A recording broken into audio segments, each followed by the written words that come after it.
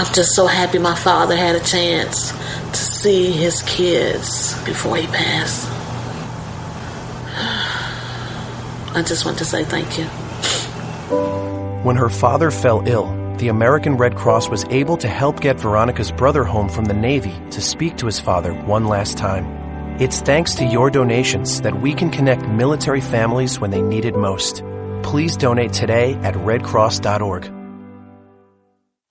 If you want to work until you keel over, have less of everything in retirement, or give back more of your hard-earned money to the stock market again, then just ignore me. But if you'd like to protect the money you save, receive a steady, predictable retirement income, and enjoy financial security for as long as you live, then listen to this. You can download a free report that reveals the wealth-building secrets Wall Street and the banks don't want you to know. You'll learn how you can get guaranteed growth, safety, and real prosperity without risking your money in the Wall Street casino, and how to get the money you need when you need it, simply by asking for it. This is the best way to have a 100% secure retirement and know your money will last as long as you do. To learn more about this method and to get your free report, go to 52security.com. That's the number 52security.com. 52security.com. Go to 52security.com.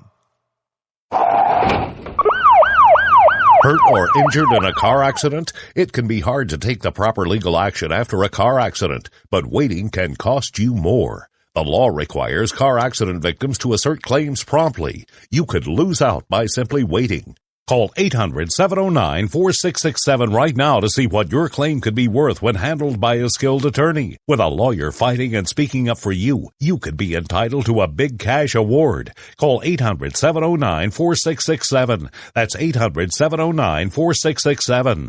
Now it's fast and easy to connect with the legal help you need after your car accident. Call 800-709-4667. The call is free, but you need to act now before time runs out on your claim. You need a lawyer to fight for you, protect you, and get you the compensation you need and deserve. Time's wasting. Call 800-709-4667. That's 800-709-4667. Call now. I considered suicide so I wouldn't put my family through all the pain. Many of our warriors are returning home from the battlefield, only to face a new war as they struggle with devastating injuries. At Wounded Warrior Project, we understand. We're there to help. Even though you think you're broken, you're not. It's the physical and the emotional healing that Wounded Warrior Project provides. With a gift of just $19 a month, you can join Wounded Warrior Project. You'll help provide critically needed programs and services that rebuild lives. Beautiful. There you go, buddy. The ongoing needs of our wounded and their families will continue for many years to come. Now is the time to show your support. Call now or go online with your gift of just $19 a month and we'll send you this Wounded Warrior Project blanket. It made me feel that there's people out there that care about us. After this event, we can finally maybe start to heal as a family and move forward. We need your help. The families are hurting. For many of our wounded heroes, the greatest casualty is being forgotten. That's why your gift of just $19 a month is so important. Please, call or go online right now. The following letters were written by our troops. My dear fellow Americans, I truly appreciate your support. I was starting to wonder if people had forgotten about us over here. But then one of my buddies showed me this website, and now as tears are streaming down my face, I can see for sure that you haven't. Private Emily B., U.S. Army. It's so heartwarming to see the American people not letting the men and women of the armed forces be forgotten. Your letters make a group of grown men, battle-hardened and gruff, act like a bunch of kids around a Christmas tree. Thanks. Staff Sergeant Matthew H., U.S. Army. Your support may be the most important thing our troops can carry with them. But don't take our word for it. Take theirs. To show your support, visit americasupportsyou.mil. Brought to you by the U.S. Department of Defense and the Ad Council. Millions of Americans every day are shedding unwanted pounds by taking tested and proven Ultra Lipo Stick. Carbohydrates are bad. Our carbo-fighting antioxidant is good. Just listen to these satisfied customers. My name is Gail, and I lost like 20 pounds on Ultra Lipo Stick. My name is Jared, and I lost 46 pounds using Ultra Lipo Stick. My name is Zach, and I actually gained weight. This stuff sucks! Ultra Lipo Stick is safe and easy to inject. Just 3 doses 4 times a day discreetly underneath your fingernail. Listen to this. I used Ultra Lipo Stick and suffered from side effects like uncontrollable greasy discharge. Ultra Lipo Stick, it turned the armpits of all of my shirts orange. This stuff is crap. Try it today and see some real results. Ultra Lipo Stick. Not available in stores. Results may vary. Zinc Media. Feel the power of knowledge.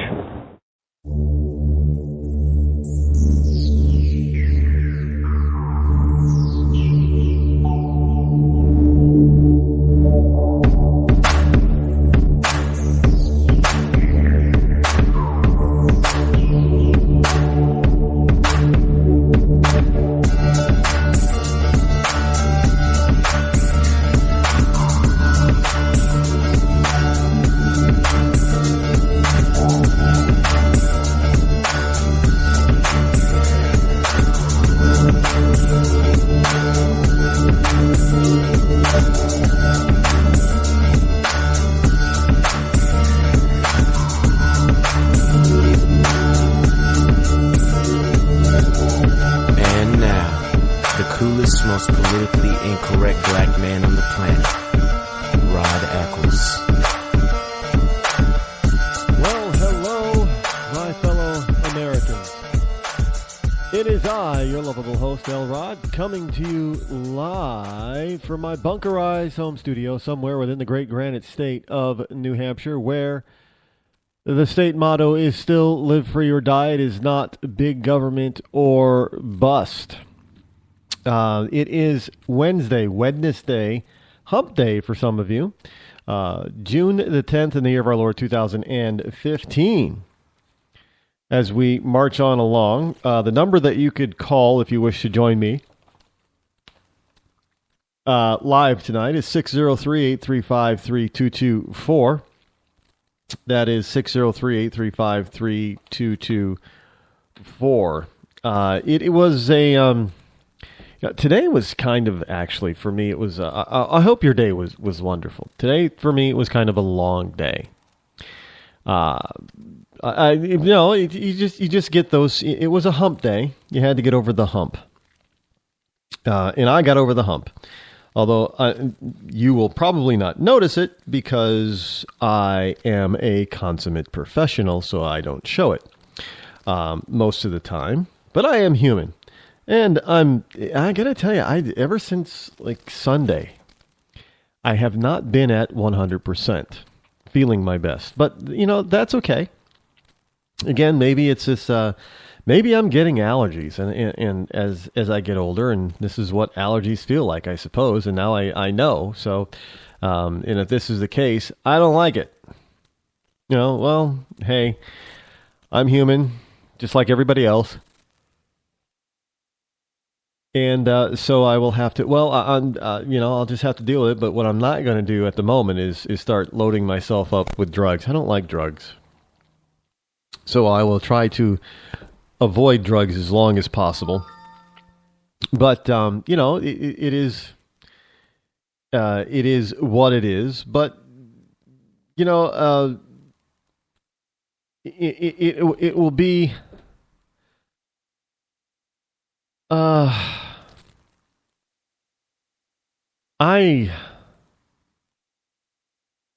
you know what? I'm not going to try drugs.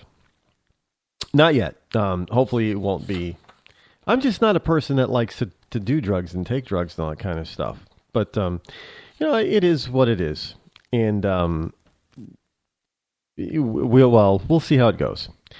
I know a lot of people are talking about this thing down in Texas. The pool party down in Texas. And I have, I always try to refrain from discussing this kind of stuff until at least more of the facts and evidence come out.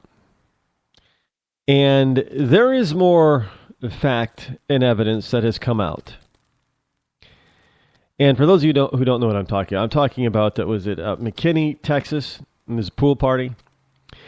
Now, there's a number of things that we did not know the very first day, which is typical. And you have the left who that always tries to jump to conclusions and make people think the worst of some of our men and women in uniform, first responders, police officers. But what we found out as time went on is that there was more to the story than what we first saw and first thought with the initial video. There happens to be another video that took place before, or that was recorded before the police arrived. Now, I'm going to say something that's probably going to get me in a little bit of trouble here. But you know what? This is, look, the rules of the community pool were being broken. That get-togethers or parties of more than 20 people were prohibited. You weren't supposed to have a DJ or whatever, and evidently this DJ that was playing at this pool party, which then became an illegal event, then tweeted that more people should come down. Again, breaking the rules of the pool. Now, I don't know what people think that they just because of their skin color, they get to break rules or something. But I got to say something. Black folks need to straighten up. Because if you saw the picture or the video before the pool party, now we don't know exactly what led up to the fight, but there's a fight. Two girls are fighting. Black girl and the white girl. And I got to tell you, black folk need to straighten their asses up. Now, I'm going to put it out there for you. They need to show that they can act like civilized human beings. You don't need to be out in the street fighting all the time. Now, this is evidently what brought the police. This and the fact that the pool party was illegal. That the pool party, the pool event, was breaking the rules. Plain and simple. Now, this is, so far, all the evidence that I have seen and the information that I've gathered, I'm going by this step by step. Now, hang with me here. Now, enter the police, because there's a disturbance. And you can see in the video before the police get there and in the video with the police, there are people all over the place. You don't see everything that is going on all around the cop. The cop in question, which is Officer Eric Casebold. You don't see everything going on. But there's a lot of people. There's some commotion. We don't know exactly what he's doing. I don't think he's jumping out of his cruiser and just starts pouncing on kids, teenagers. And I know some people say, well, then he pulled his gun out on teenagers. Well, he pulled his gun out on boys. And I got to tell you, I don't care if you're a teenager. It doesn't take an adult to take somebody else's life. It doesn't. We know this. And, maybe the cop, you could say he overreacted. There are people that say he overreacted. And looking at the video as is. Now, pay attention here. Looking at the video as is, he did overreact. Because he was not alone. If you look in the video, you see there are two other officers that start chasing down some other kids. So he wasn't alone. Now, at the same time, you don't know what was being said to him by these other kids. And quite frankly, to tell you the truth, when you got black teenagers involved who do not respect the law as it is, they could have been saying anything. They could have been saying a number of threatening things to the officer. I don't know. We can't hear what they're saying. It's not there. No, maybe it'll come out that they didn't say anything, or maybe it'll come out that they did say threatening things, or maybe they were just questioning what he was doing to the girl. But I don't think this was so racially motivated, at least on the part of the police. I think it was an incident that got started because it was something that shouldn't have happened in the first place. Follow the rules. Just follow the rules. That's all you got to do. Now, I guess or a little bit earlier today, Officer Eric Casebold resigned his position as police officer in McKinney, Texas. And I got to tell you, he if the case is that nobody was harmed, thankfully, but if the case is that he overreacted, and this guy is supposed to have been, a well-trained, highly trained officer, in that is trained in these types of situations, or to deal with these types of situations. He obviously forgot that training. And he was, called out on the mat. His chief of police, his boss, basically said that his actions on the video were indefensible. I agree. You don't pull out the gun unless your life is threatened or somebody else's life is threatened. And it didn't look that way. But again, we don't know what those kids were saying. And that he wasn't alone because two other officers came into the picture and started chasing down a couple of the of the suspects, I guess, if you want to call them that. So the police officer in question is no longer a police officer there. He quit. So you have to ask, is that the end of it? Well, that probably won't be the end of it at all. Probably won't be the end of it. But at the same time, there's probably going to be more stuff that comes out about this, on both sides.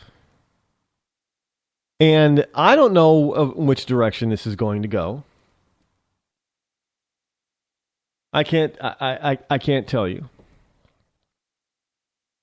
But I can tell you that it was an incident that was, considering what was happening before the police were called, it was going to be an incident that was not going to end well because the police were going to be called, and the police were called.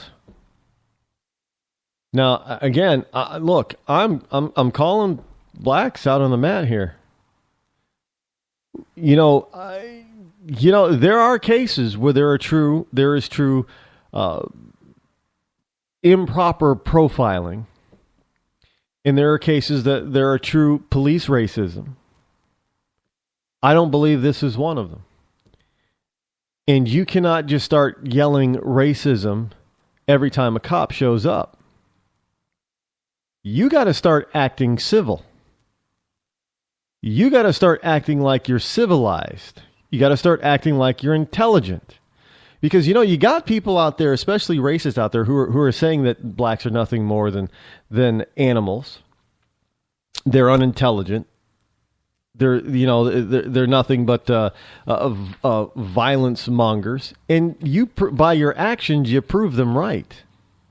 And I'm telling you, like Bill Cosby said, it's time to pull up your pants, start speaking the Queen's English, and cut this nonsense crap out. Stop this thuggery-ness. This is ridiculous. And if you're going to be in the suburb or in the city or wherever you go, don't go around like you got acid on your feet, destroying everything that you step on. I had an aunt she's long since passed away, but she used to say the same thing. She said, these folk walk around here like they got acid on their feet. Everywhere they go, they destroy stuff. And, if you look at certain neighborhoods, this is just not only typical of blacks, but, you can walk into any ghetto, I guess, and say the same thing no matter who's in it. But you have to look at blacks and say, enough is enough. We gotta stop, accusing Whitey of being racist and then looking to Whitey for money, in the form of some sort of government program or what have you. That is the dumbest thing I have ever heard of. Go to the person that you think is actually oppressing you and get money from them. One, that's akin to extortion, and two, you're saying he's your master. Plain and simple. So, go out there, act like you're a human being, and frankly, I don't care what the color of your skin is. This is advice for all ethnic backgrounds. When you're interacting out there in the public, act like you have manners, like you have some sense, like you're intelligent, like you're a human being and know how to interact with other human beings. Plain and simple. You don't go out there looking for fights. You don't go out there looking to break rules. You don't go out there trying to improperly engage the police. Because let's face it, look, you're going to lose. If you improperly engage the police, you're going to lose. And you have more to lose than they do. Namely, your life. Now, I know that there are people out there who are going to think, wow, Rod is off the deep end on this one, man. He is so... No, I am dead on. And I have never been more serious about something in all my life. Black folk need to act like they're human. Not animalistic. We got to cut this crap out. We have got to stop listening to these race pimps and race baiters. Every time there's a police interaction with the black community, that it's racism. Look, there are some white kids who are being chased down and bumped around, all that kind of stuff at this pool party. If you look at the videos, they just weren't targeting blacks.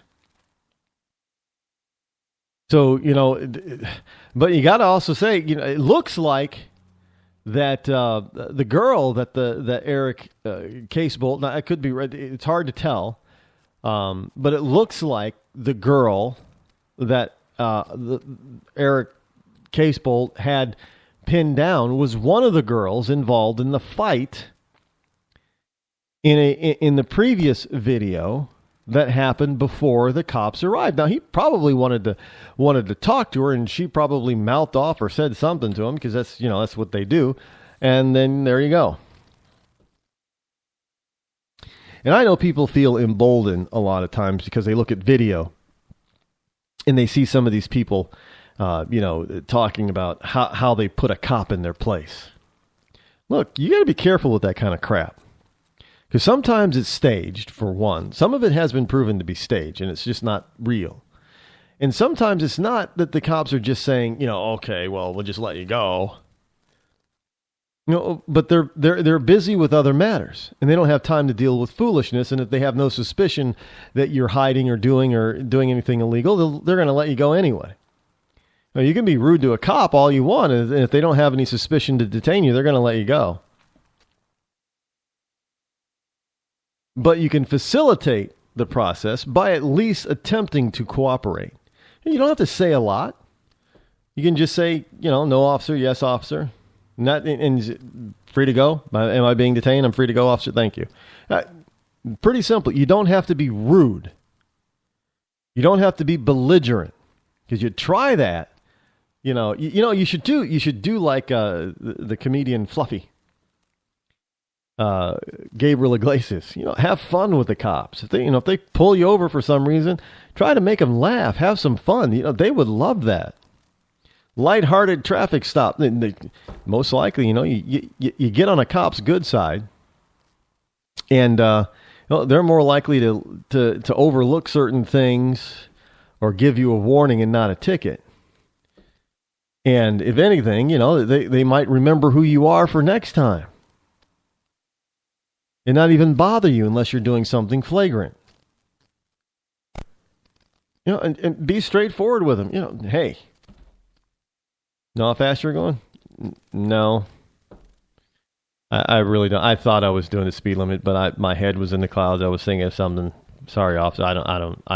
I probably was exceeding the limit, but maybe, I thought maybe it would, this is I was doing 70 and a 65. I don't know. But if you just say, yeah, I know. I was kind of in a hurry because I was late for this or that, and I really don't do this often, but I apologize. And just be friendly, kind, courteous, and try to make them laugh too. I made a cop laugh once. A couple of days, I hit a deer. It took out my front right headlight. And it was a couple of days later, and this trooper pulls me over. Says, I pulled you over because you're missing a headlight. And I said, yeah, I know. Let me tell you, it's the most expensive way to bag a deer possible. And he looked at me kind of funny. He said, yeah, I hit a deer and I have to get a new headlight. And let me tell you, it's going to cost a pretty penny. It probably would have been cheaper if I just got a hunting license and went out and shot the stupid thing. And he actually cracked up. And you know what? He didn't even ask for my license and registration. He just said, well, maybe you should avoid deer from now on. I said, trust me. Those stupid little deer things, they don't work. And he was cracking up going back to his cruiser. So, just be kind and upfront with them.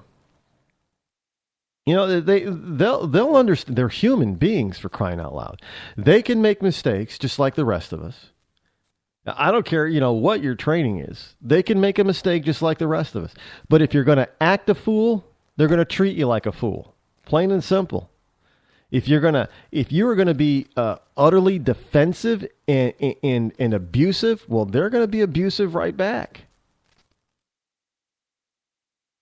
So if you're going to act a fool and they show up, you got to ask yourself, well, why are they showing up to begin with? It's probably because I was acting a fool. And then if you act a fool and they show up, then you really don't have much, nobody to blame but yourself. So don't act a fool. Don't, and stop all of this. I see this stuff, this cop block stuff on Facebook and stuff like that. Quit it. Quit reading that crap.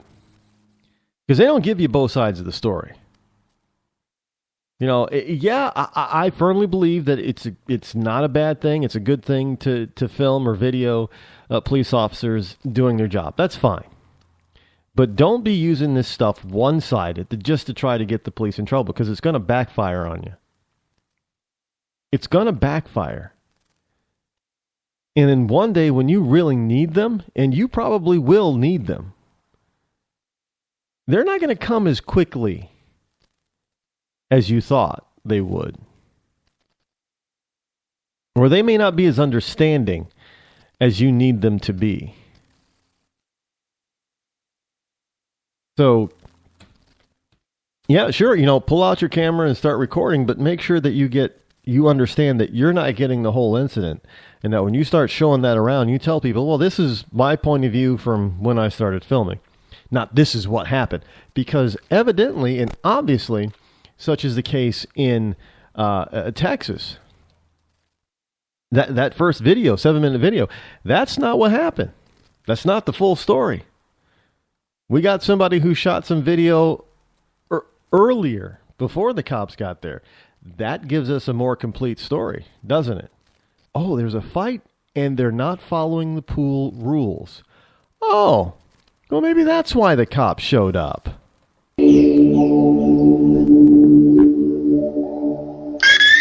Hi, I'm George Foreman. Do you have an idea for a new product or invention? People ask me all the time, George, how do I get my idea in front of companies? How do I get a patent? What do I do next? I'll tell you like I'll tell them all. Call my friends at InventHelp. Call InventHelp today for free information. InventHelp can submit your invention to companies who are interested in receiving new ideas. Call InventHelp today. To get your free inventor's information, call 1-800-352-1609. That's 1-800-352-1609.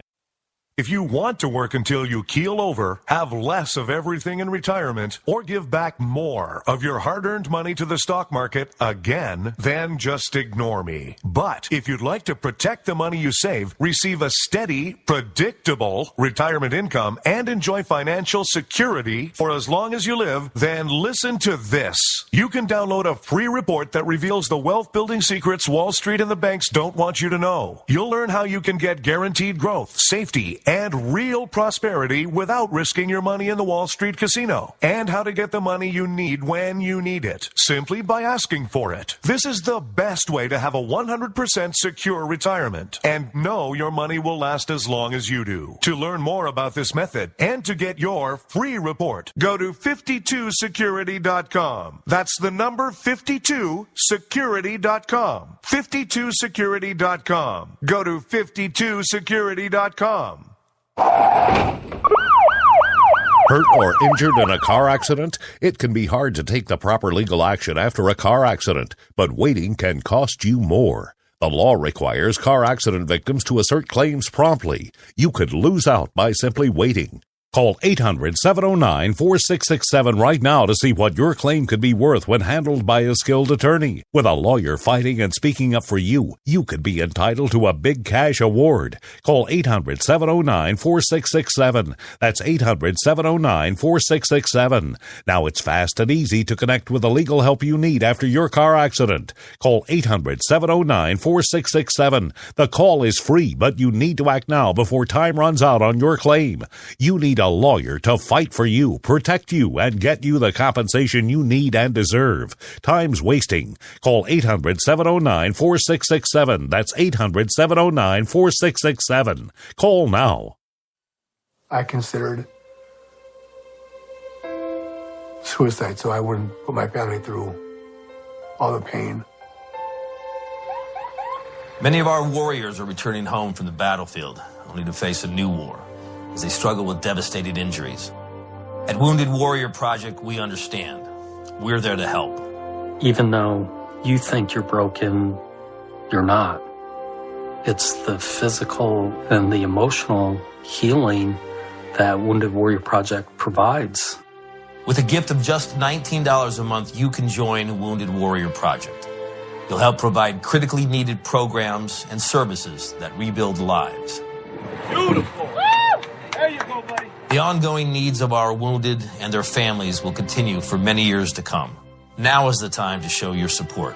Call now or go online with your gift of just $19 a month, and we'll send you this Wounded Warrior Project blanket. It made me feel that there's people out there that care about us. After this event, we can finally maybe start to heal as a family and move forward.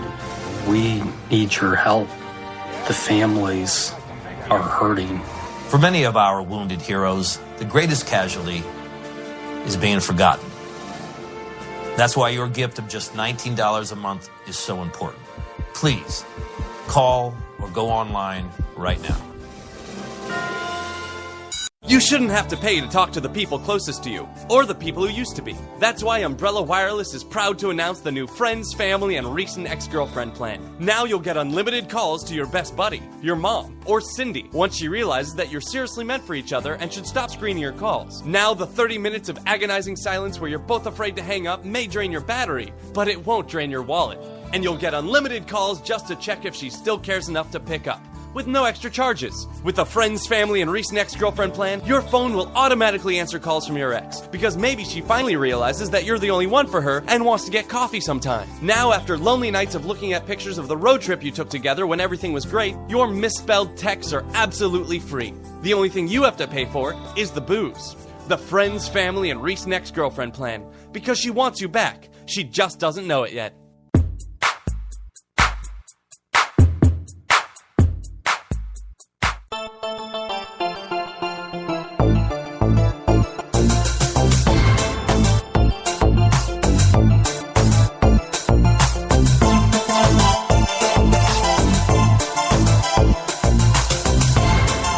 listening to The Rod Eccles Show.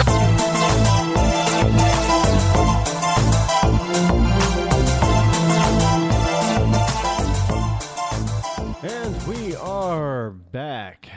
WashingtonTimes.com. Another Texas story. Police in Overton, Texas, are in a little bit of hot water tonight, and not really, legal hot water, but more of a public perception hot water. It's kind of, but they didn't do anything. Well, I'm not going to say they do it. No, they didn't do anything wrong. And they didn't they let's just say they followed the law. And they didn't really do anything wrong because they were following the law. And actually, this has to do with the Overton, Texas police chief. He's the one that initiated this whole story. From the Washington Times. And basically what happened was they forced, let me give you a little bit of, let me just say this. When you have people in your local and state level who really just want to tell you how to live your life, you're going to run into this kind of thing quite often. And you're not going to and we're all just going to sit back and say, well, what were they doing, man? There's nothing wrong with that. I would have helped out, these people. I would have, I remember those when I was a kid, if you're old enough. And, or maybe you're one of the people that's, yeah, I used to do that or have that when I was at their age.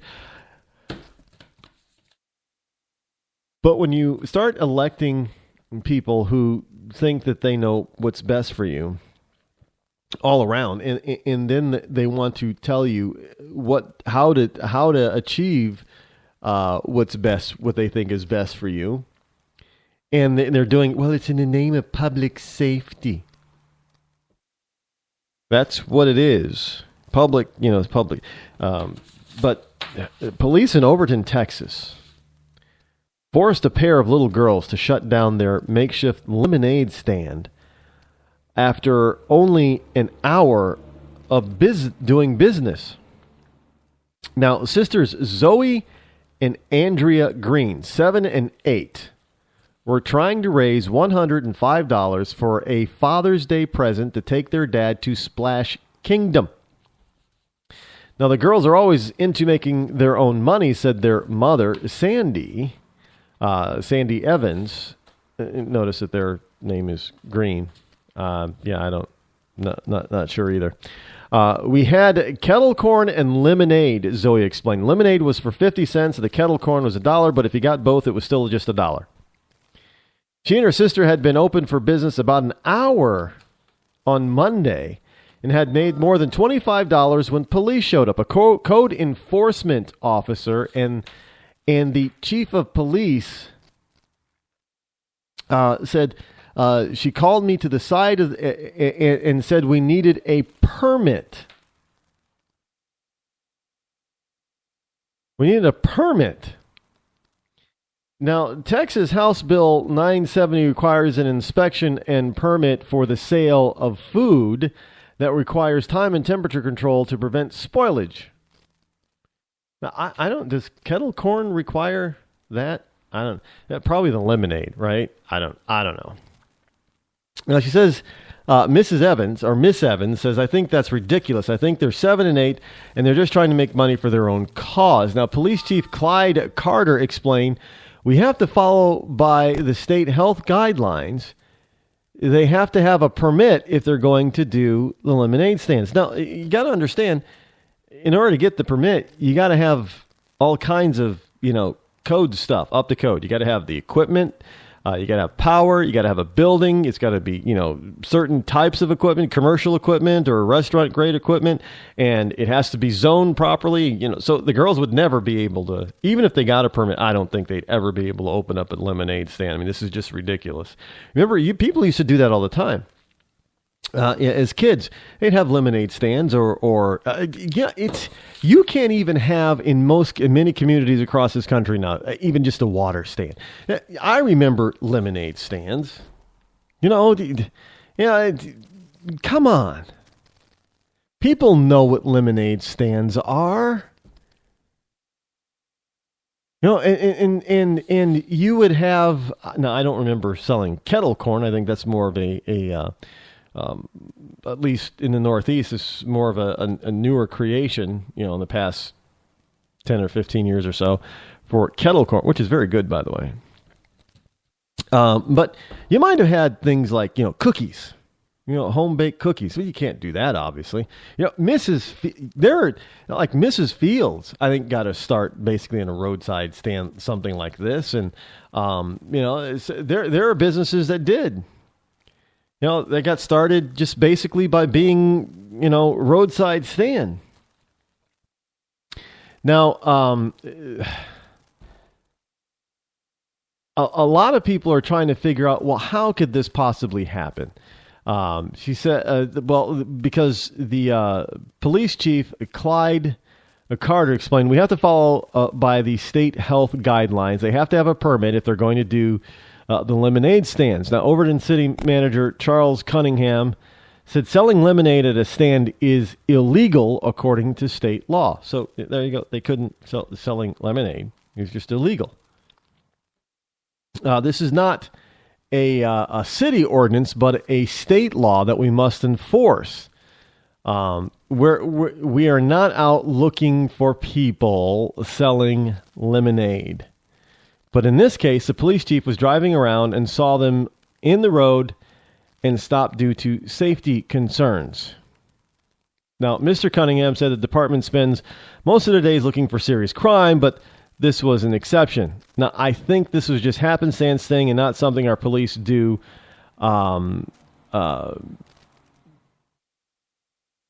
daily, do every day. This is a police chief talking. He says, I'm 72 years old, and when I was a kid, no one gave something like this a second thought. But over time, they're placing restrictions on everything. The Green Sisters said they plan to take advantage of a loophole and set up their lemonade stand again this Saturday, only they'll be giving their treats away for free and accept donations. Now, since the local media covered the story, Mrs. Evans said the girls have received a wave of support and even received tickets to Six Flags and Splash Kingdom. So there you have it. If you give it away and just take donations, then you're not selling it, so that's the loophole. And now everybody knows the loophole. They're probably going to move to close that loophole. But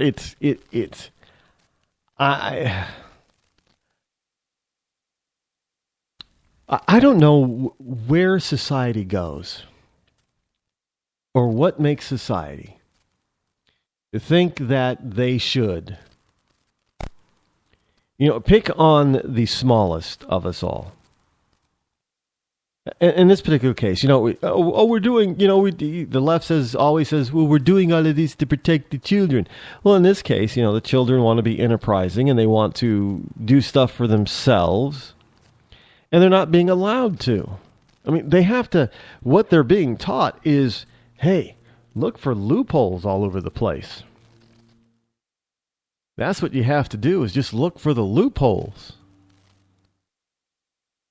And that's not a good way of, one, running a country, and two, having your citizens view their government. Oh, man, let's look for a loophole to get around this crap.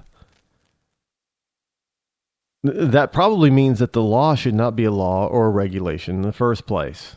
Really. Just being frank. And frankly, if the kid sets up a lemonade stand and they're 7 or 8 or 10 years old, I mean, really, you're gonna pounce on them? Now, what's next, of course, after this story has obviously gone public, what's next for these little girls is the fact that they'll probably get a call from the IRS. The IRS wanting their piece of the pie. And it's, it's not the first time. I remember, there's stories going all the way back to the 70s where a little boy, like 10 or 11 years old, in Milwaukee, Wisconsin, being hit up on by the IRS because of his bait worm business. And somehow the IRS caught wind, hey, this kid's making money, and he's not paying us any. And so, he had to go through all kinds of hoops and stuff. I guess he still ended up having to, pay a tax bill. And I think he even had to pay a small penalty for not filing or what have you. But they did the dumbest things. When you hit up when you make your... Now, I know some people are saying, well, Rod, those are the rules, those are the laws. But when you make the laws and regulations and rules that do nothing but discourage and attack the youngest people in your community and your society, you've got the wrong rules. You've got the wrong laws.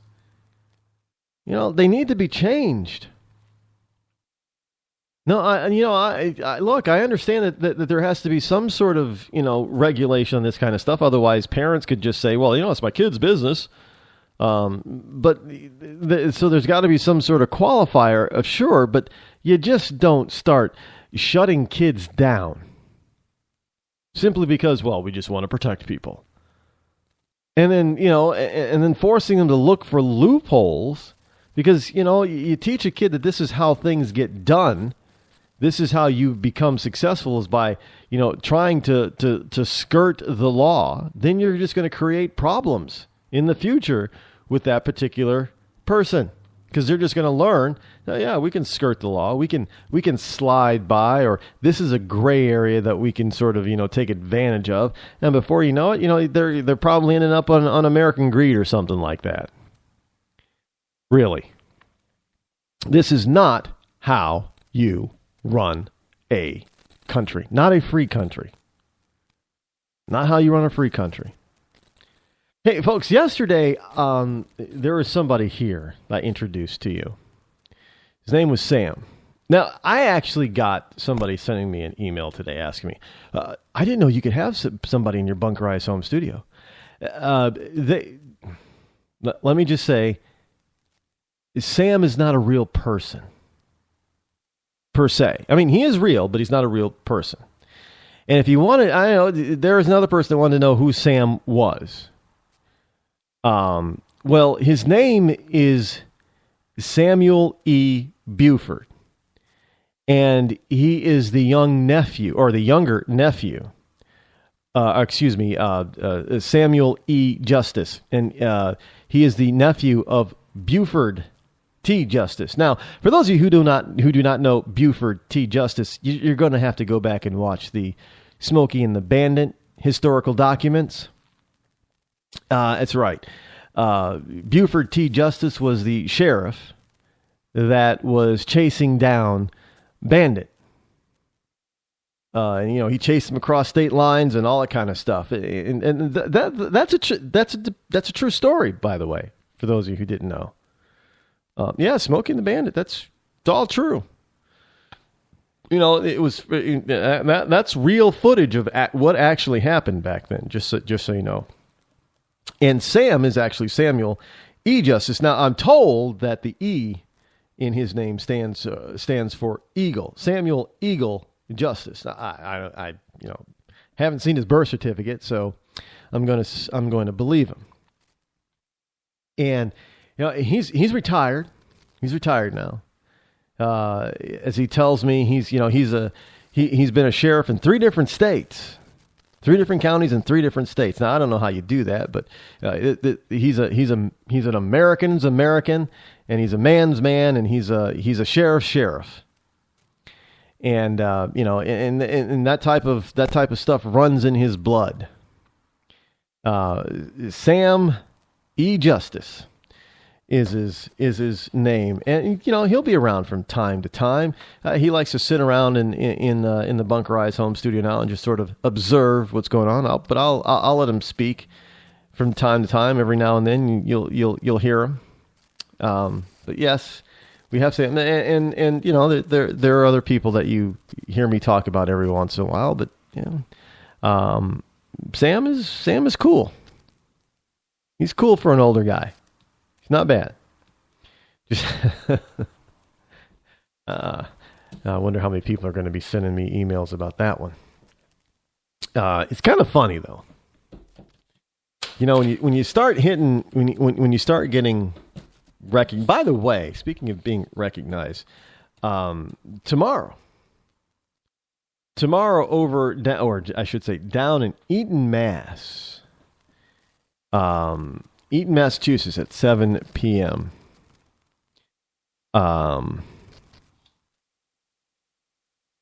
It is. Let me get the details for you. At 7 p.m.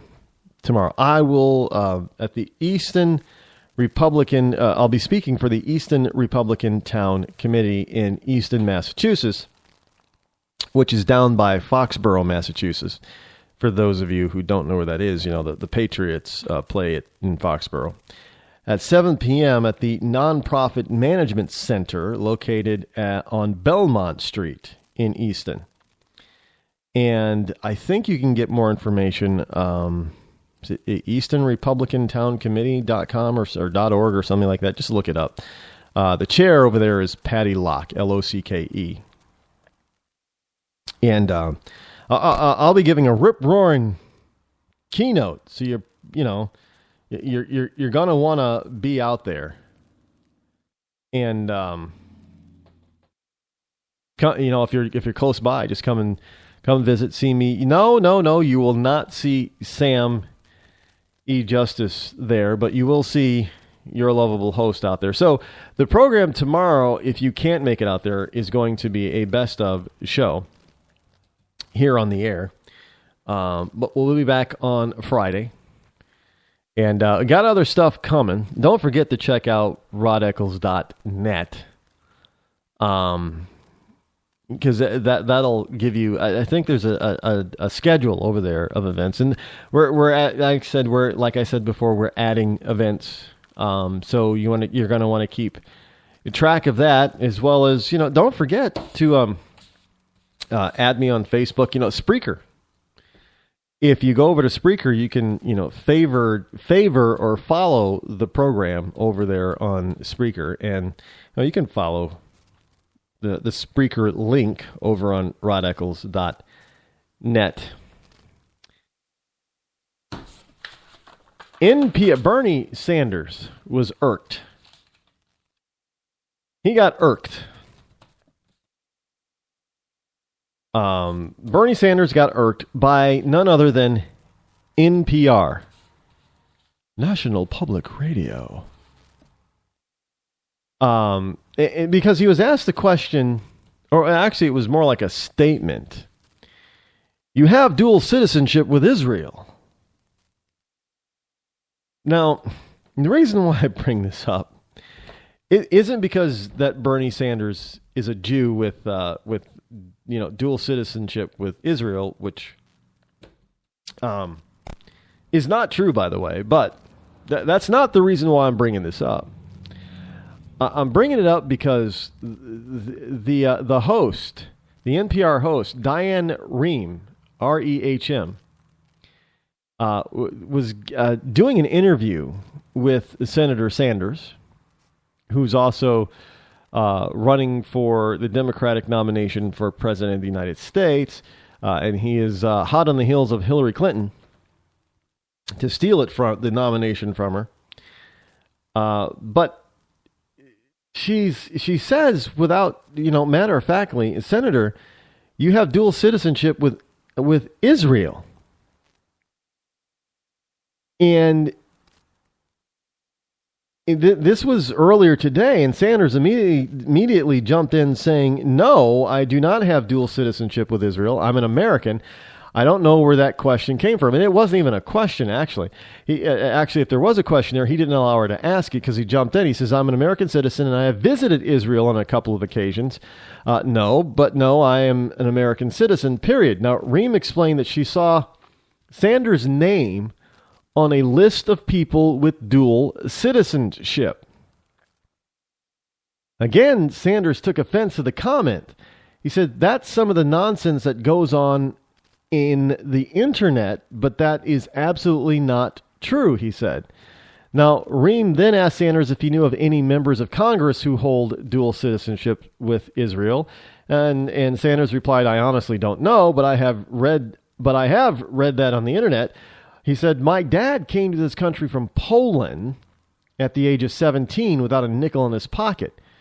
He loved this country.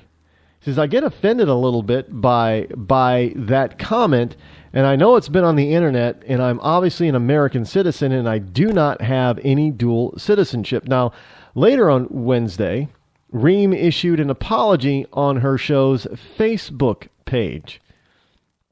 She said, on today's show, I made a mistake. Rather than asking Senator and presidential candidate Bernie Sanders whether he had dual U.S. Israeli citizenship, as I had read in a comment on Facebook, I stated it as fact.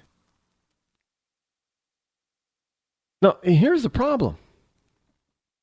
You have somebody who's supposed to be a journalist who is asking even Bernie Sanders, asking a presidential hopeful, making a statement or asking a question based on something that they read in a Facebook comment. Facebook comment. Not a news story or anything. No real documentation. Just a comment on Facebook. Like, are you kidding me? Now our news questions or journalistic questions are going to be coming from comments made on Facebook pages? Look, Facebook is not a news source. I don't get me wrong. I realize that a lot of people get their news from Facebook. And frankly, if that's where you get the majority of your news or where you go to get your news, you're an idiot. That's not where you go to get news. Well, first of all, you can come here, listen to this program to get some real news and some real commentary. But a lot of that stuff on there, you have to question, especially with a lot, the popular thing on Facebook is memes. And a lot of those memes have been disproven time and time again. And yet people still get these memes and they still perpetrate these memes and they still pass around these memes and they still share these false narrative memes. And now you're going to start telling me that you're going to start asking candidates and other people, in power questions or make statements based on a comment on a Facebook page. Now, I don't know if, people must think we stupid. Well, yeah, they do think we're stupid. Well, I want to say we're really not that stupid, but if Americans are actually believing this stuff, and you got journalists who are actually starting to pay attention and ask questions based on that, you got to ask yourself, are we really, as voters of this country, are American citizens, have we become that disinterested and that simplified in our thought processes? This is absolutely unheard of. Oh, yeah. Hey, I got this statement or this question from a comment on Facebook. I read it. Look, it was on the internet. It has to be true. Not only was it on the internet, it was on Facebook. And not only was it on Facebook, it was on a Facebook comment to probably some meme that was obviously true. So, Mr. Sanders, do you have dual citizenship? Are you calling the person on the Facebook comment a liar? You got to have a dual citizenship, don't you? Yeah, you do. I know you do. You're lying if you say you don't. Facebook. I'm just so happy my father had a chance to see his kids before he passed. I just want to say thank you. When her father fell ill, the American Red Cross was able to help get Veronica's brother home from the Navy to speak to his father one last time. It's thanks to your donations that we can connect military families when they need it most. Please donate today at redcross.org. If you want to work until you keel over, have less of everything in retirement, or give back more of your hard-earned money to the stock market again, then just ignore me. But if you'd like to protect the money you save, receive a steady, predictable retirement income, and enjoy financial security for as long as you live, then listen to this. You can download a free report that reveals the wealth-building secrets Wall Street and the banks don't want you to know. You'll learn how you can get guaranteed growth, safety, and real prosperity without risking your money in the Wall Street casino, and how to get the money you need when you need it, simply by asking for it. This is the best way to have a 100% secure retirement and know your money will last as long as you do. To learn more about this method and to get your free report, go to 52security.com. That's the number 52security.com. 52security.com. Go to 52security.com. Hurt or injured in a car accident? It can be hard to take the proper legal action after a car accident, but waiting can cost you more. The law requires car accident victims to assert claims promptly. You could lose out by simply waiting. Call 800-709-4667 right now to see what your claim could be worth when handled by a skilled attorney. With a lawyer fighting and speaking up for you, you could be entitled to a big cash award. Call 800-709-4667. That's 800-709-4667. Now it's fast and easy to connect with the legal help you need after your car accident. Call 800-709-4667. The call is free, but you need to act now before time runs out on your claim. You need a lawyer to fight for you, protect you, and get you the compensation you need and deserve. Time's wasting. Call 800-709-4667. That's 800-709-4667. Call now. I considered suicide so I wouldn't put my family through all the pain. Many of our warriors are returning home from the battlefield, only to face a new war as they struggle with devastating injuries. At Wounded Warrior Project, we understand. We're there to help. Even though you think you're broken, you're not. It's the physical and the emotional healing that Wounded Warrior Project provides. With a gift of just $19 a month, you can join Wounded Warrior Project. You'll help provide critically needed programs and services that rebuild lives. Beautiful. There you go, buddy. The ongoing needs of our wounded and their families will continue for many years to come. Now is the time to show your support. Call now or go online with your gift of just $19 a month and we'll send you this Wounded Warrior Project blanket. It made me feel that there's people out there that care about us. After this event, we can finally maybe start to heal as a family and move forward. We need your help. The families are hurting. For many of our wounded heroes, the greatest casualty is being forgotten. That's why your gift of just $19 a month is so important. Please, call or go online right now. The following letters were written by our troops. My dear fellow Americans, I truly appreciate your support. I was starting to wonder if people had forgotten about us over here. But then one of my buddies showed me this website, and now as tears are streaming down my face, I can see for sure that you haven't. Private Emily B., U.S. Army. It's so heartwarming to see the American people not letting the men and women of the armed forces be forgotten. Your letters make a group of grown men, battle-hardened and gruff, act like a bunch of kids around a Christmas tree. Thanks. Staff Sergeant Matthew H., U.S. Army. Your support may be the most important thing our troops can carry with them. But don't take our word for it. Take theirs. To show your support, visit americasupportsyou.mil. Brought to you by the U.S. Department of Defense and the Ad Council. Millions of Americans every day are shedding unwanted pounds by taking tested and proven Ultra Lipo Stick. Carbohydrates are bad. Our carbo-fighting antioxidant is good. Just listen to these satisfied customers. My name is Gail, and I lost like 20 pounds on Ultra Lipo Stick. My name is Jared, and I lost 46 pounds using Ultra Lipo Stick. My name is Zach, and I actually gained weight. This stuff sucks! Ultra Lipo Stick is safe and easy to inject. Just 3 doses 4 times a day discreetly underneath your fingernail. Listen to this. I used Ultra Lipo Stick and suffered from side effects like uncontrollable greasy discharge. Ultra Lipo Stick, it turned the armpits of all of my shirts orange. This stuff is crap. Try it today and see some real results. Ultra Lipo Stick. Not available in stores. Results may vary. Zinc Media. Feel the power of knowledge.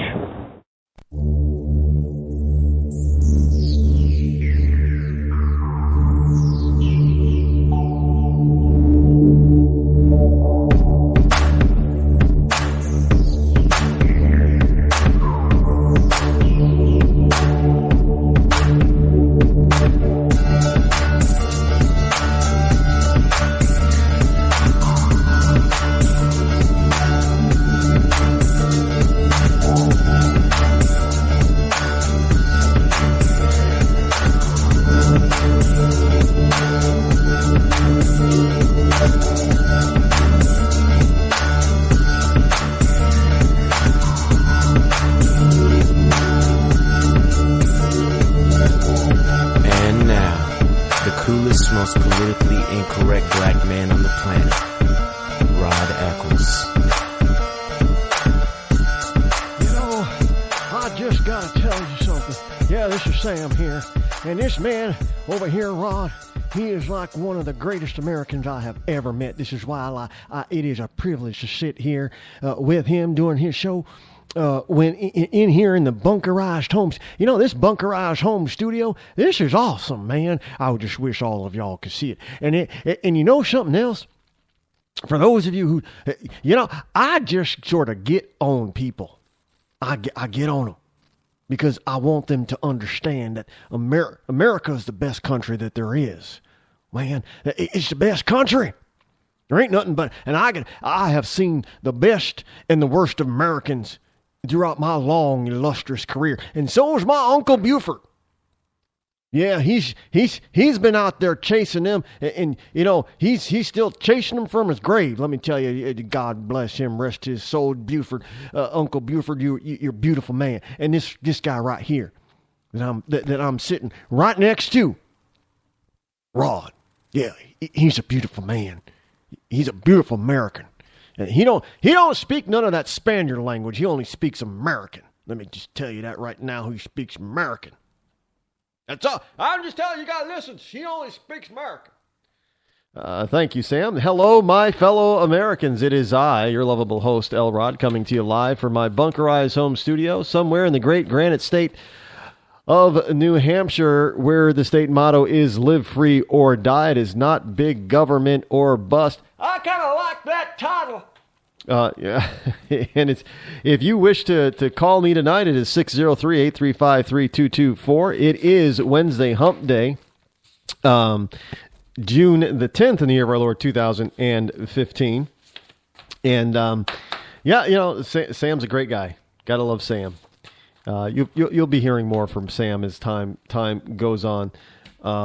He unfortunately he will not be at the event and the speech tomorrow, but you never know where he could pop up. So he could be he might be with me down in Pennsylvania sometime. I think it's in July. It's Pennsylvania, if I'm not mistaken.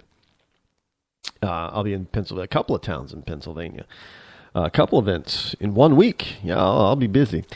Hey, did you?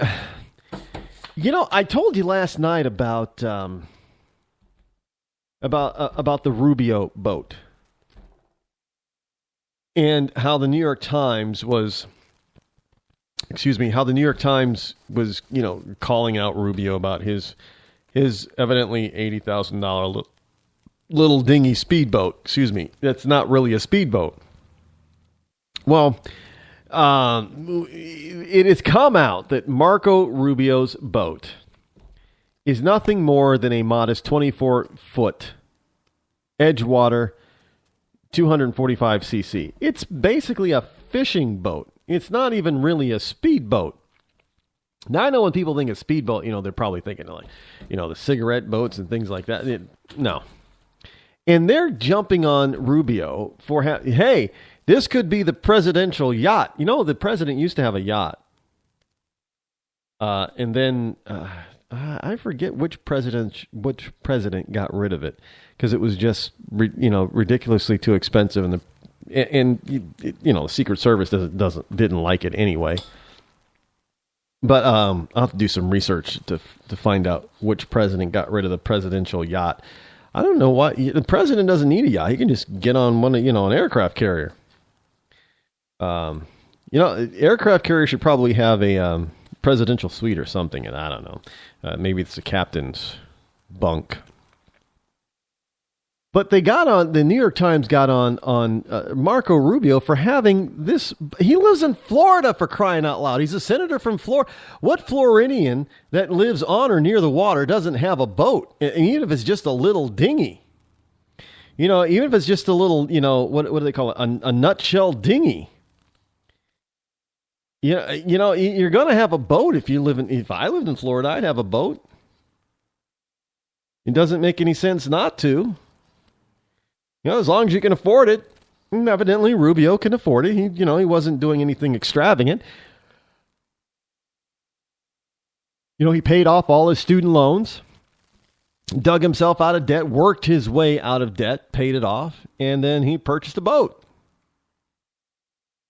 No big deal, but I can't believe that the New York Times is trying to make hay out of Rubio's 24-foot Edgewater boat with only 245 cc's. No, it's a twin engine thing, but it ain't. It's 24 feet. It ain't big. Now compare it to, who? Oh yeah. John Kerry, who's got a $7 million yacht. The yacht's name is Isabel, by the way. $7 million. And, John Kerry got it while he was the senator from Massachusetts. A senator from Massachusetts. But guess where he births the boat? He births it in Rhode Island. And why did he do that? So he could avoid the higher Massachusetts taxes of having it birthed in Mass. $7 million. I don't know when was the last time John Kerry was on. Well, probably Teresa has been on it, but when was the last time John Kerry was on that boat? Not since. Well, he's not since becoming Secretary of State, I would assume. But he might be relaxing now and letting his broken leg heal. But. I just, they are looking, look, this just goes to show that the left, including the New York Times, they are worried half to death. They're worried sick because they have nothing on the front runners on the Republican side. They don't have anything. And they're trying to find stuff. And the little stuff that they find, they're trying to blow it up. They're trying to make Mount Everest out of a little anthill here, and it's not working. And it's not working because the people that have the problems are on the left, and really, it's just Hillary Clinton. She's the one that's got all of this stuff to answer for.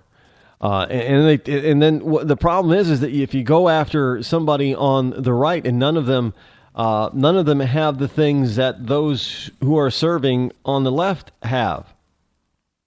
So if you're going after Marco Rubio on this 24-foot fishing speedboat, then you better mention the fact. Oh yeah, well John Kerry's got a $7 million yacht. And we're talking, it's a nice boat. Where is it? I think it was made. I'm not sure. It was made down under. Was it made in Australia? Somewhere. I think it was either Australia or New Zealand. I do believe, if memory serves. Or maybe it was Ireland. It was not built in the United States. That's for sure. It was built in another English-speaking country, but it was either Ireland, New Zealand, or Australia. And there you go. But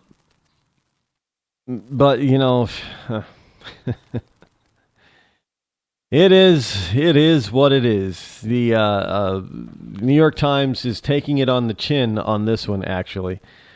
For even bringing it up, and trying to make something out of, they try to say, oh yeah, Rubio's got 17 moving violation traffic tickets, and come to find out it's his wife that's really the bad driver, and in like 15 years, Rubio's gotten 4.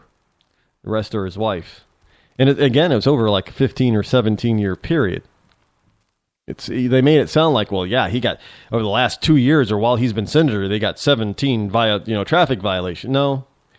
It's been all the time since they've been in Florida. It would appear, and he paid them.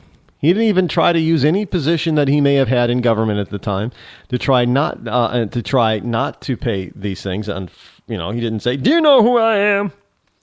It doesn't appear that he ever pulled that one out of a hat. In that he just whatever he had to pay, he paid. Sounds like a responsible person to me.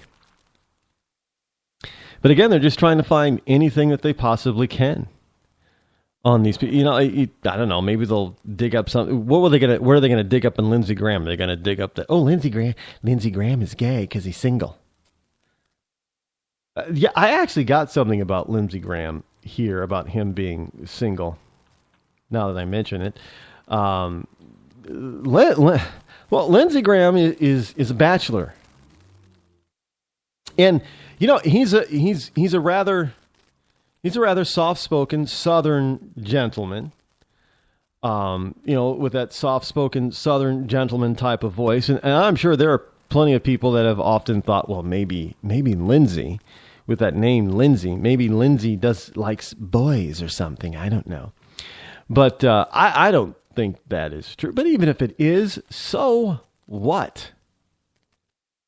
It doesn't change, my view of him at all. He's still a rhino. And I don't want him to be the nominee, he's not going to be, but here's, excuse me, from the dailymail.co.uk. He said about, because he was asked about, what about First Lady, Lindsey? You're a bachelor. He says, well, I've got lots of friends. We'll have a rotating First Lady. He says, the Republican senator told the Daily Mail Online at a recent campaign event, I've got a sister. She could play that role if necessary. And he added, I've got a lot of friends. We'll have a rotating First Lady list. Only 2 U.S. presidents, by the way, were unmarried when they took office, James Buchanan and Grover Cleveland. Cleveland, however, later married while in office. Graham says that 16 Pennsylvania Avenue would be more open place if he moved in, and he'd play host regularly to his former colleagues. So he'd just be a good old Southern boy. Is he from Atlanta? I'm not sure where exactly he's from, but he just has that good old Southern boy charm. He's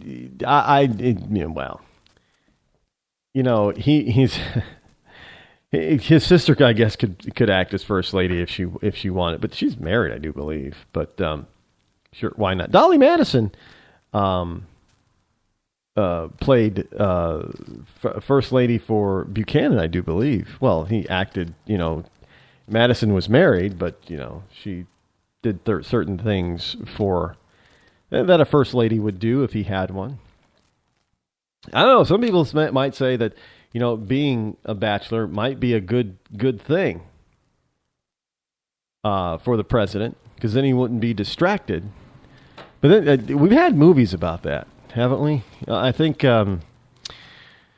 who's it? Michael Douglas? Didn't he play in a movie where he was a president and he was single, and I forget who his love interest was, but at the time, Annette Bening, I think, right? Annette Bening played the lead character opposite him. I don't know. I don't recall the name of the movie, but those are the two people that were in it. And who is Annette? Isn't it Annette Bening? Is she married to or still dating Warren Beatty? Right? Not that I really care. I'm just trying to put all the pieces together here. But in any case, we have Lindsey Graham, who's a bachelor, and he's the only bachelor. I believe he's the only bachelor in the. I don't. Yeah, is Dr. Carson married? I've never. If he is, we've never seen his or heard from his wife. That would be interesting. Carly Fiorina, yeah, where's her husband? I don't know. A lot of the spouses have not been playing a prominent role in any of the campaigning so far. That'll change as things get down to the nitty-gritty. Hey, the number of government regulations. I've often said about regulations that we have too many of them. We have too many laws. We have too many regulations. We have too many rules. And I said that they've pretty much exploded under Obama, but, page after page after page after page. And Congress needs to do something to rein this stuff in, because this is way out of hand. I mean, it is to the point now where you're going to run afoul of some law, rule, or regulation. And, of course, a rule or regulation still carries the same weight as a law, as far as, you being fined and penalized and possibly jailed for running afoul of a rule or regulation, as well as running afoul of a law. But the number of government regulations has exploded under the Obama administration. Like I have said before, the environmental, and this is actually something from Hannity.com, believe it or not, Hannity articles. The Environmental Protection Agency alone has issued over 3,300 new regulations since Obama took office back in January of 2009. By the way, just a couple months after that, March of 2009, I started this show. Now, basically, it equals nearly 30,000 pages in the Federal Register and close to 30 million words. 30,000 pages. Who has time to read 30,000 boring pages of rules and regulations? I mean, that's worse than a Harry Potter book combined with the Game of Thrones book combined with the what is that? The Catching Fire thing, kids killing kids type of book combined with Twilight. Think about all of those big, serial novels or stories do not come up to or meet the number of pages in the Federal Register that have been attributed to the over 3,300 new regulations since Obama took office.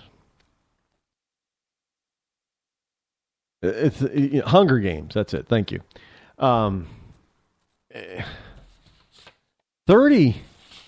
3,300 in 30,000 pages. I mean, it's unbelievable. And here's one of the things. This is from the Washington Times. Obama's EPA is about to target greenhouse gas emissions. Now everybody's saying, well, yeah, they've been talking about that for a long time. But here's the deal. It goes beyond targeting your car, targeting your truck, targeting the tractor trailer semis out there.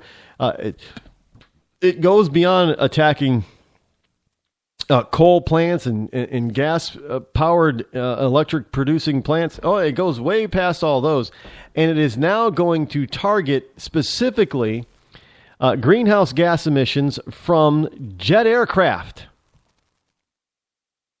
I kid you not. The EPA is about to regulate greenhouse gas emissions from aircraft. The Obama administration declared yesterday that airplanes are a major source of greenhouse gas emissions, allowing the Environmental Protection Agency to expand its reach to yet another sector of the economy as the president seeks to cement his legacy on climate change. In the historic announcement, the EPA said it will limit emissions from all commercial aircraft and could release specific standards as soon as next year. The move, which drew immediate criticism from Republicans on Capitol Hill, who say the restrictions will drive up airline tickets, it will, comes as the EPA also cracks down on carbon emissions from power plants and institutes other controversial climate change measures that will be felt across the economy. It's gonna cost us all mucho grande money. Moolah. It's going to cost a lot. We're going to feel it in our pocketbooks, folks, in addressing it, and again, over something that doesn't exist. You know, man-made climate change does not exist. Yet it's something that we have to try to deal with on a regular basis, and it doesn't exist. No, in addressing climate change by targeting airplanes, President Obama is imposing new regulations on an industry that has clearly demonstrated it can cut emissions on its own without new government mandates. And, you know, they have a huge incentive to cut their own emissions. And I say this simply because it means if they can cut their emissions, they are actually doing what? Cutting their fuel consumption. And jet fuel for an airline company is a huge, huge expense. And if they can bring, you know, look, they go out there and they buy, they go out and buy stuff, planes that get better MPG, if you will, better gas mileage, if you will. They don't want to have airplanes that that gobble up fuel. It costs them money.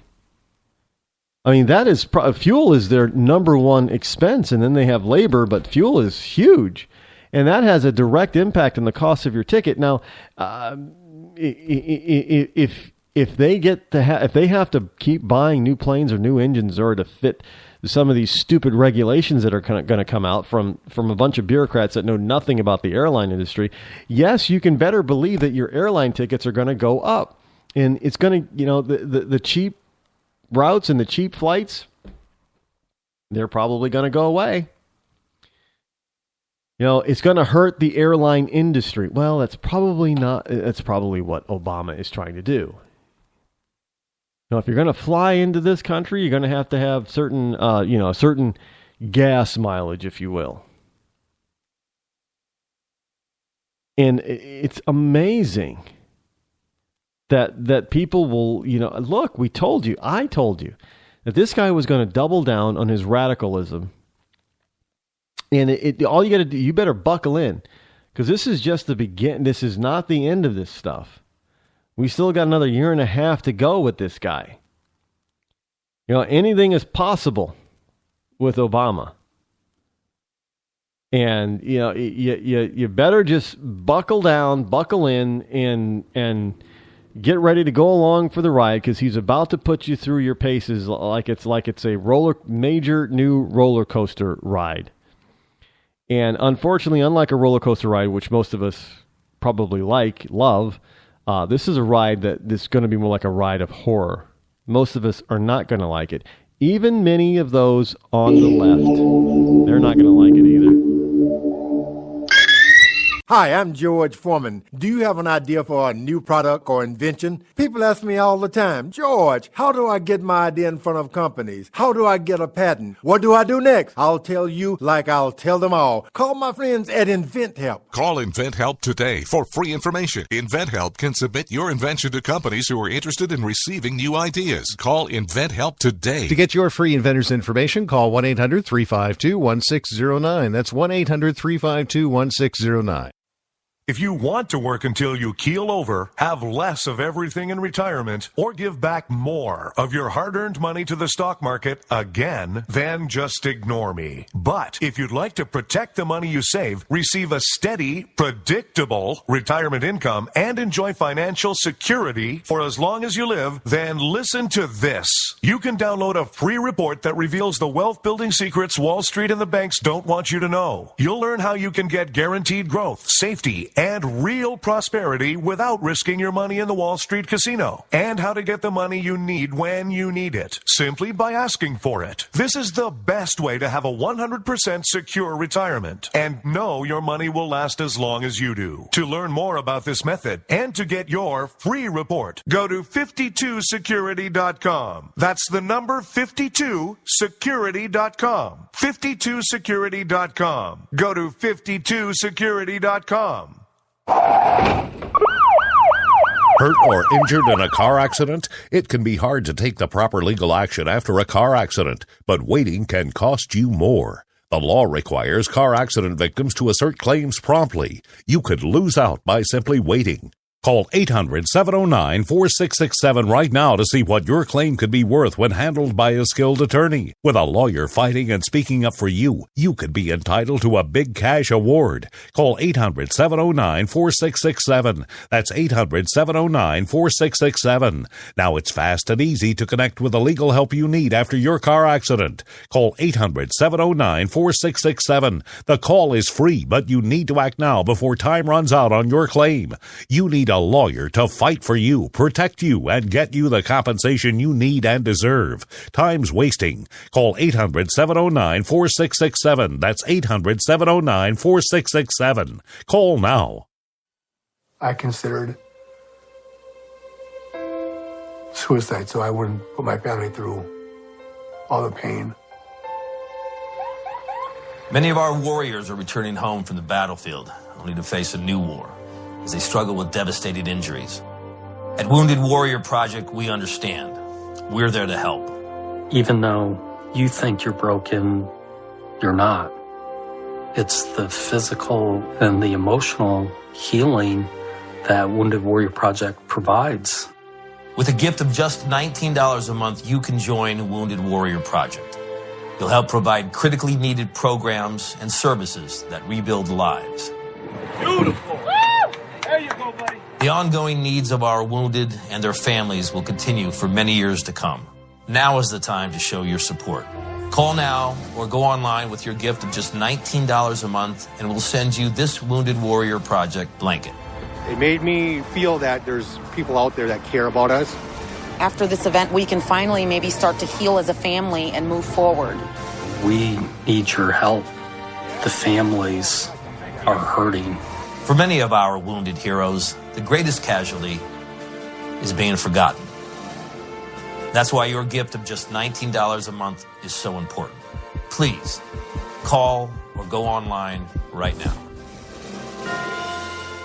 You shouldn't have to pay to talk to the people closest to you, or the people who used to be. That's why Umbrella Wireless is proud to announce the new Friends, Family, and Recent Ex-Girlfriend plan. Now you'll get unlimited calls to your best buddy, your mom, or Cindy, once she realizes that you're seriously meant for each other and should stop screening your calls. Now the 30 minutes of agonizing silence where you're both afraid to hang up may drain your battery, but it won't drain your wallet.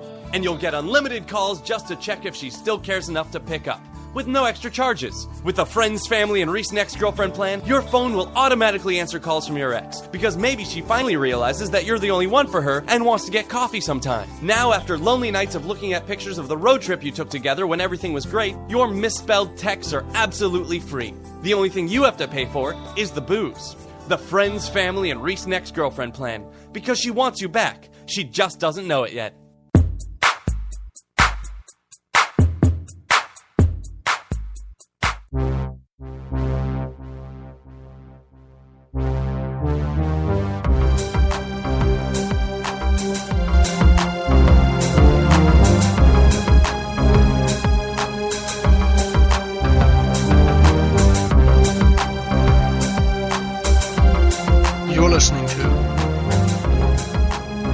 Eccles Show. It appears that Obamacare is having some real issues, I guess. Such as this is from the Washington Post. There are some 50 hospitals who charge the uninsured more than 10 times the cost of care, so a study finds. And this is happening in places like California, Arizona, in places like Arkansas, Oklahoma, Pennsylvania, and other southern states. Now, 50 hospitals in the United States are charging uninsured consumers more than 10 times the actual cost of patient care, according to research published last Monday.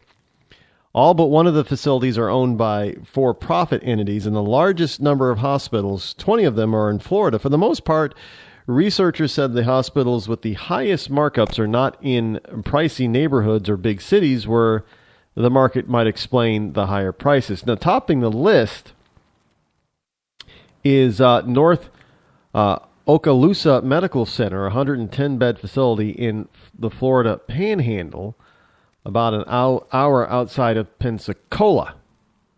Uninsured patients are charged 12.6 times the actual cost of patient care there. And now Community Health Systems operates 25 of the hospitals on the list. Hospital Corporation of America operates 14. And they're just charging a lot of money. They are price gouging because they can, said Gerard Anderson, a professor at the Johns Hopkins Bloomberg School of Public Health. They're marking up the prices because no one is telling them they can't. Oh, so he added that these are the hospitals that have the highest markup of all 5,000 hospitals in the United States. This means that when it costs a hospital $100, they're going to charge you an average of $1,000. So, but they're for profit. They're in business to make money. I know some people find that distasteful, but medical system, it costs money to run a medical facility. It just doesn't happen for nothing. It doesn't happen for free. It costs money. No, I don't necessarily. Don't get me wrong. I am not agreeing that people should be gouged this way if they're. But again, sometimes you got to ask, well, why are they charging so much? If are they not being paid by these people? And or is it the fact that, insurers under Obamacare are only paying, if it costs $100, are they only paying $90 for that? Sometimes that is the case. Sometimes it is the case. So, I mean, you have to understand. If we just get out of the way and let people buy their own insurance across state lines, like they can their car insurance or their life insurance or their homeowners insurance or their renter's insurance, it would be a lot cheaper for everyone. There'd be more competition. People would get what they wanted. They'd pay for what they wanted, and you wouldn't have to worry about a hospital charging you this much more than this patient or this much more than this non-patient. It would be a moot point. We know this. It has worked in every industry of every sector of the insurance industry when it has been tried. Every sector has become more competitive, more affordable. So, I don't even say that it won't, because it will. It'll make it more affordable. Hey, Clinton.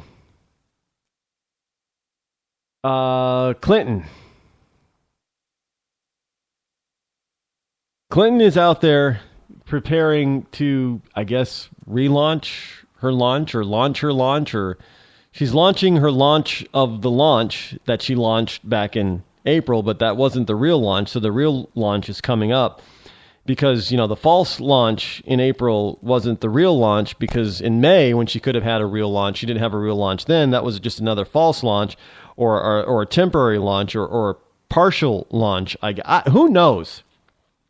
She's out there talking about, well, this is going to be my first major speech, and we're waiting for her first major speech, because every time we turn around, she said, well, this isn't my major speech, and can you say that her campaign is spinning out of control simply because she doesn't know, outside of telling the truth and just coming clean, she doesn't know how to handle all her scandals. And she's trying to put the scandals behind her before she, quote unquote, officially really launches her presidential campaign. But I'm sorry to tell you, Hillary, hilarious, that's not going to happen. So you might as well either come clean now or just say that, that you're going to launch your campaign without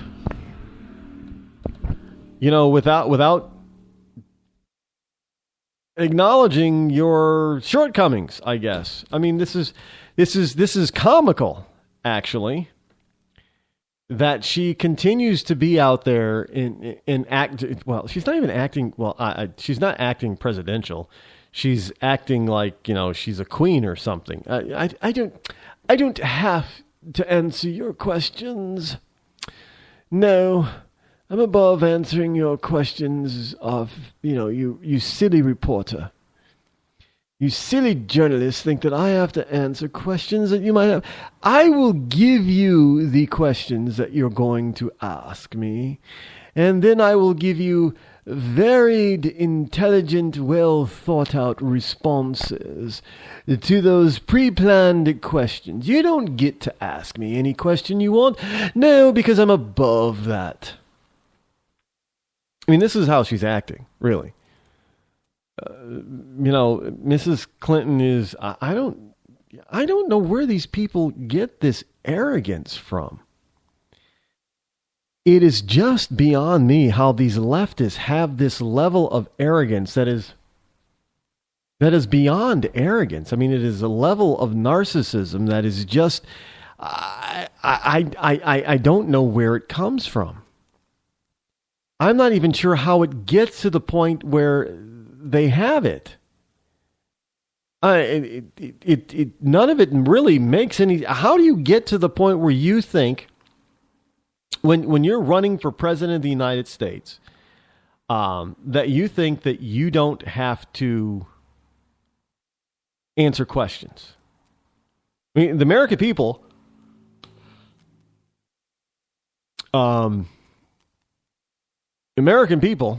have a right to know, what you're thinking, what you're going to do if you're elected, and you don't just get to say, well, no, I'm not going to tell you. I'm not going to answer any questions because you're not going to get to ask any.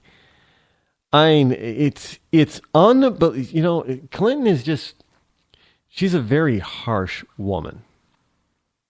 Now, she's never, I'm not, and it isn't because she's not well, I got to tell you, she's not a looker. I've never thought that Hillary was a looker, even when she was younger. She's not a looker. Not by a long shot.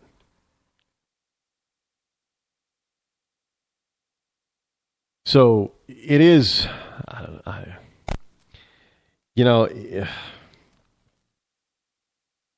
do people really,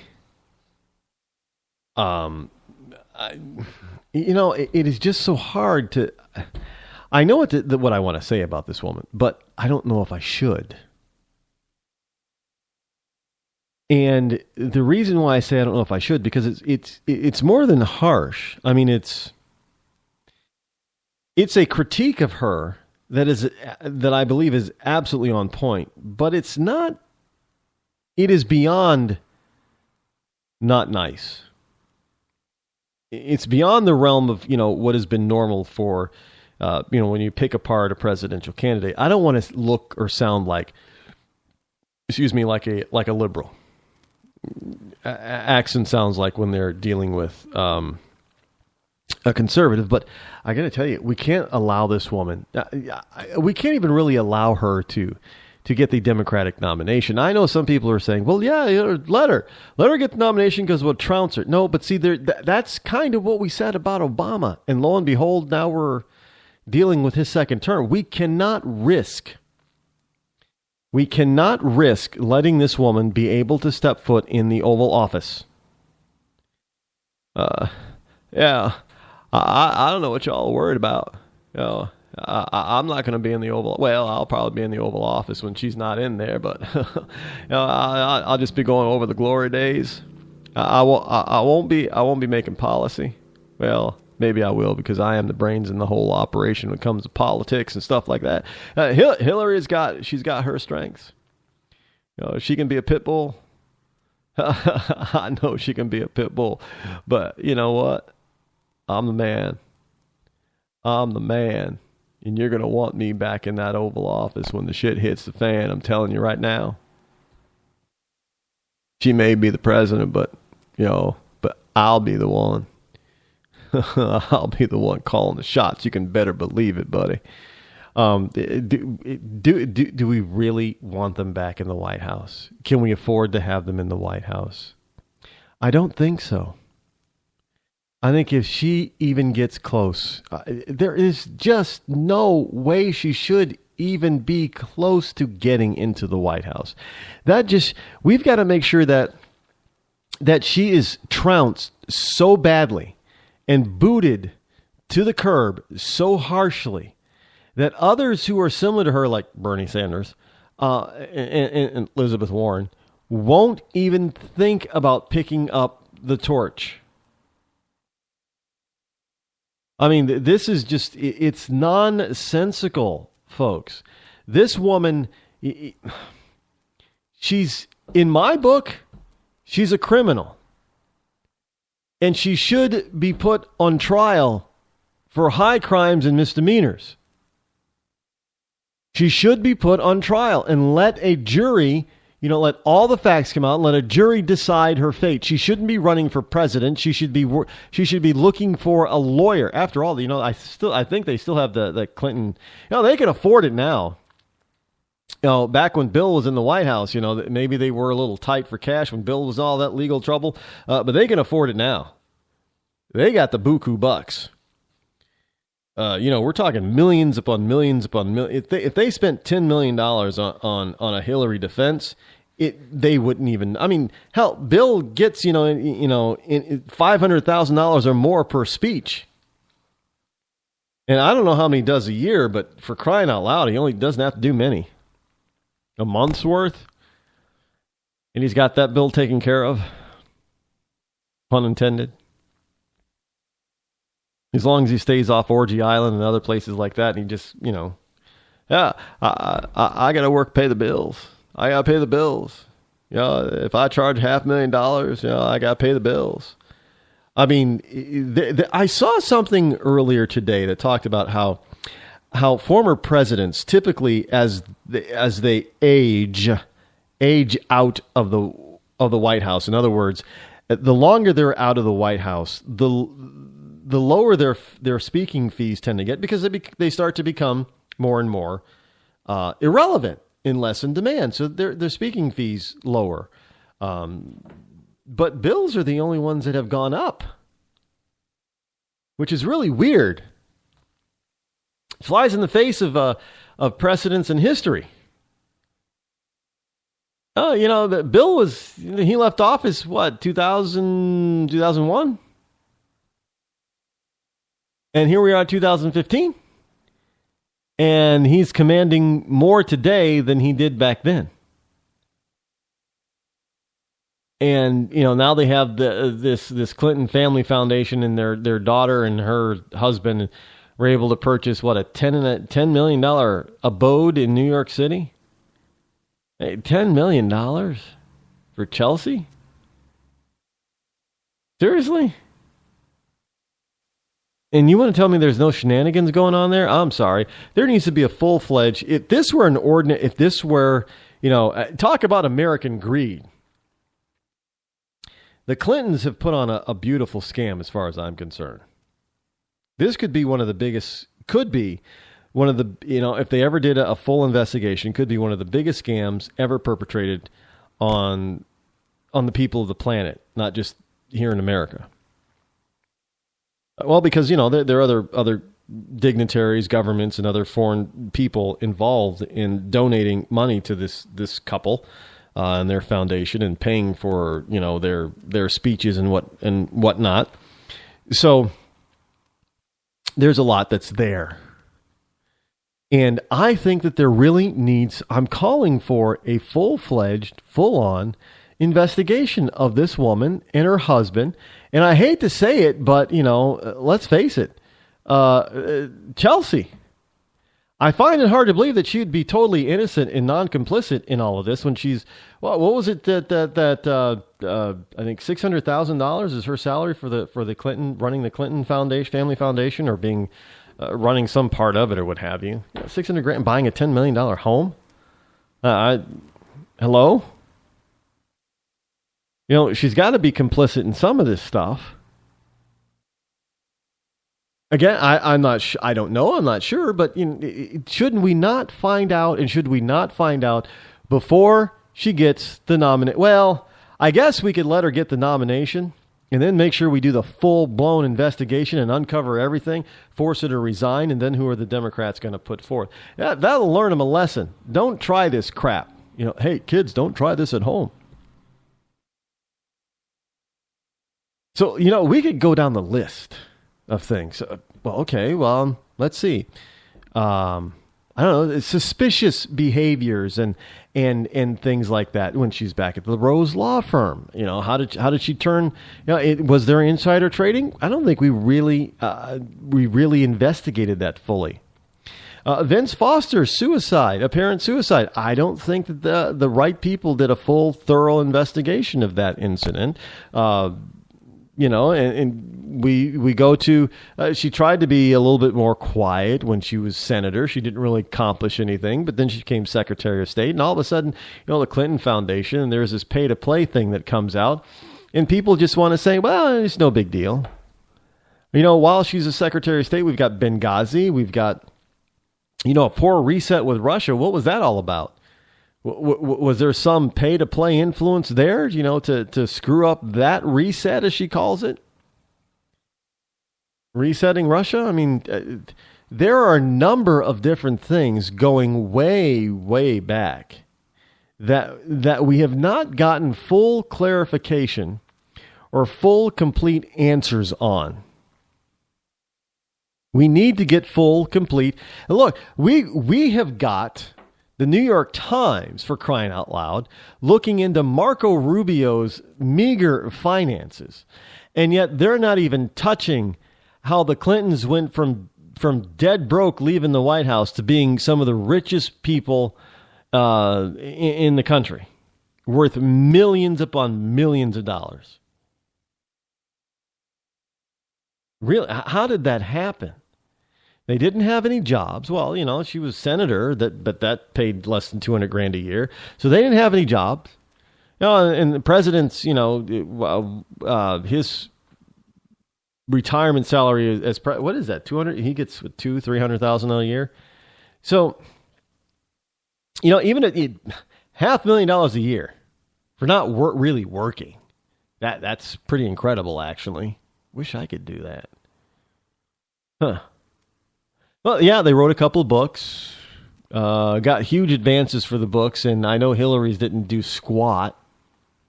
Didn't meet the minimums at all, from what I understand.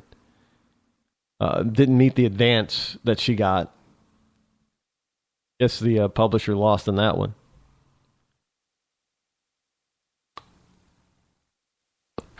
But then they have this Clinton Family Foundation thing. And all of a sudden, it's flush with cash, flush with money. They spend tons of money, and they won't, well, yeah, Yeah, they talk about how transparent it is. Not very transparent. Because when you ask them, well, where's all the money going? Well, we can't tell you that. It's a private foundation. We don't got to tell you that. It's going in their pocket. It's lining their pockets. I'm just telling you, folks, that none of this passes the smell test. This all needs to be investigated further. Needs to be investigated completely, fully. It needs to be done by somebody who's impartial, who isn't in this for politics or for making a name for themselves or anything like that. It needs to be done by somebody who's above board. Somebody, I don't know who that is. But we can find somebody like that. I don't know who that might be, but yeah, we can find people like that. And they would be in charge of the investigation. They would be if any, they should also be allowed to bring down any criminal or civil charges from laws that have been broken, from rules or regulations that have been broken. And anybody who's been hurt by the Clintons should be notified of what has been found. And they should be allowed to then pursue civil litigation against the Clintons. And we need to just use the legal process to take these people down. She is untrustworthy. I mean, you can look at her and tell, she's... there are people that you can look at, well, man, they got some evil eyes, or they got crazy eyes, or they got, she just has untrustworthy eyes. She's got like these, cold eyes. Like she doesn't really care. What difference does it make? Well, it makes a lot of difference. Because you're not the queen of the United States. Your husband is not the king. I know you kind of like to think that you're royalty, but you're not. We don't have royalty, for one.